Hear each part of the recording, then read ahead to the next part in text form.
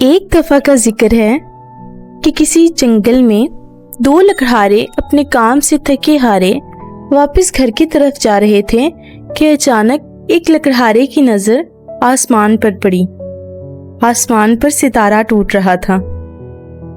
لکڑہارے نے دوسرے لکڑہارے کو مخاطب کر کے کہا کہ دیکھو وہ ستارہ ٹوٹ رہا ہے، یہ خوش قسمتی کی علامت ہے۔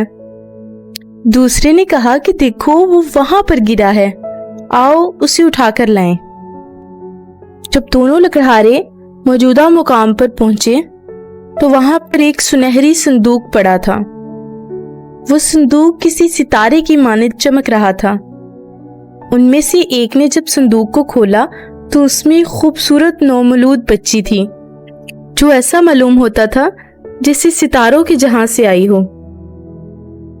لکڑہارے نے اسے اٹھایا اور گھر کی طرف چل دیا۔ گھر جا کر جب اس نے اپنی بیوی کو اس بچے کو دیا تو وہ چلا کر کہنے لگی کہ ہمارے تو اپنے بچے ہیں، ہم اس کو کس طرح اپنے گھر میں رکھ سکتے ہیں؟ لکڑہارے نے اسے پیار سے سمجھایا اور وہ تھی بھی دل کی نرم، اس نے اس کو اپنے پاس رکھ لیا۔ اس بچی کا نام انہوں نے ستارہ رکھا۔ چونکہ وہ ایک ستارے کے ٹوٹنے سے وجود میں آئی تھی اس لیے انہوں نے اس کا نام ستارہ رکھ دیا۔ سب ہنسی خوشی رہنے لگے۔ ستارہ دوسروں سے مختلف تھی کیونکہ اس کی نیلی آنکھیں اور خوبصورت بال اسے دوسروں سے منفرد کرتے تھے۔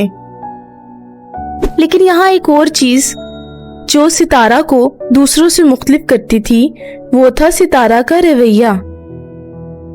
وہ دوسروں سے برے رویے سے بات کرتی، ہر وقت دوسروں کو ڈانٹتی اور حقیر سمجھتی، پرندوں اور جانوروں کو پتھر مارتی اور انہیں بالکل بھی پسند نہ کرتی۔ کنویں کے پانی میں اپنے حسن کا عکس دیکھ کر خوب خود کو سراہتی۔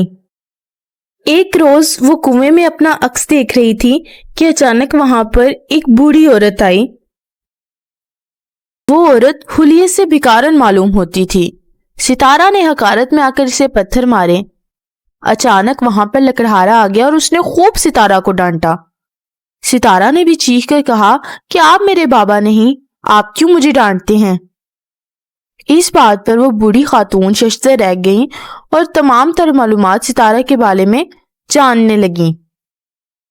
لکڑہارے نے جب ستارہ کے بارے میں سب بتایا کہ وہ اسے سنہری ڈبے میں ملی تھی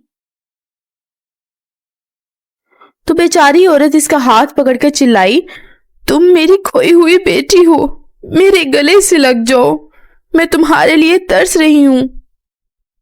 ستارہ بولی، میں تمہیں پیار کرنے کی بجائے کسی مینڈک سے بھی پیار نہ کروں، جاؤ میرے راستے سے ہٹو۔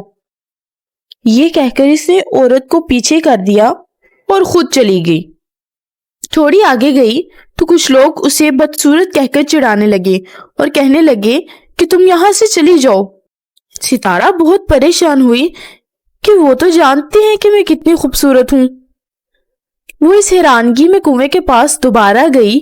جب اس نے کنویں میں دیکھا تو وہ یہ دیکھ کر ڈر گئی کہ اس کا خوبصورت چہرہ مینڈک کی طرح بدصورت ہو گیا تھا۔ یہ دیکھ کر وہ چیخ پڑی، کیا یہ اس لیے ہوا ہے کہ میں نے اس عورت پر ظلم کیا جو مجھے اپنی بیٹی کہہ رہی تھی؟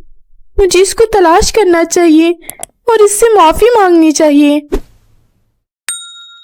یہ کہہ کر وہ ماں ماں پکارنے لگی اور بھاگ بھاگ کر پرندوں سے کہنے لگی کہ تم نے میری ماں کو تلاش کیا؟ لیکن پرندوں نے کہا، تم نے ہم پر پتھر پھینکے تھے، ہم تمہیں پسند نہیں کرتے۔ اور یہی بات جانوروں نے بھی اس سے کہی۔ وہ روتی گڑ گڑاتی ہر جگہ اپنی ماں کو تلاش کرنے لگی۔ اسی تلاش کے دوران وہ جنگل سے باہر نکل گئی۔ جنگل کے باہر ایک گاؤں تھا۔ گاؤں کے بچے اسے بدصورت کہہ کے چڑھانے لگے۔